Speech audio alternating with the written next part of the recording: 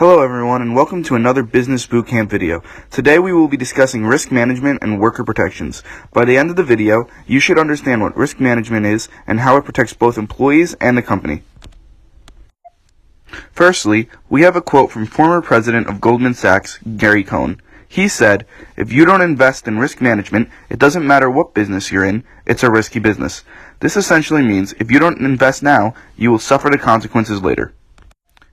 You may ask, why is risk management important? Well, risk management essentially consists of protecting your largest assets, your employees. If you invest in keeping your employees safe, they will not miss as many days, and they will be more motivated to come into work due to it being a risk-free environment. Also, if HR does everything they can to keep workers safe, the company has a much lesser chance of being liable for an accident that occurs. So, how does HR protect workers? Well, overall, the main objective is to remove all risks from the workplace. In order to do this, HR departments evaluate everything in their office in a multi-step process that we shall be discussing for the next couple minutes. Step 1. Identify hazards. When identifying hazards, it is important to find them as early as possible in order to prevent them from harming employees. Some typical hazards include wet floors, falls from heights, or dangerous equipment.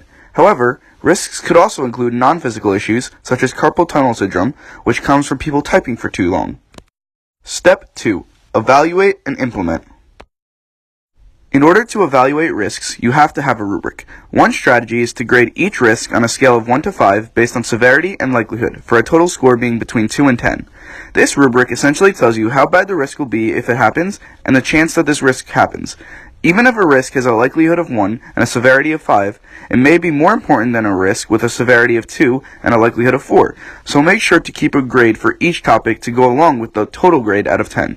You then need to choose based on the rubric which risks need to be addressed. If possible, try not to inconvenience employees when fixing risks. However, if it is unavoidable, be open with employees about how the inconvenience is for their own protection. Step 3. Control and reassess. Once you have completed the first 2 steps, you should use your knowledge to see how to prevent the risk from reoccurring, and how to handle it better next time. Doing this will make you more prepared and will ensure a higher rate of success long term. Thank you for watching this video. I hope that you have learned how risk management works and how it protects employees and the company.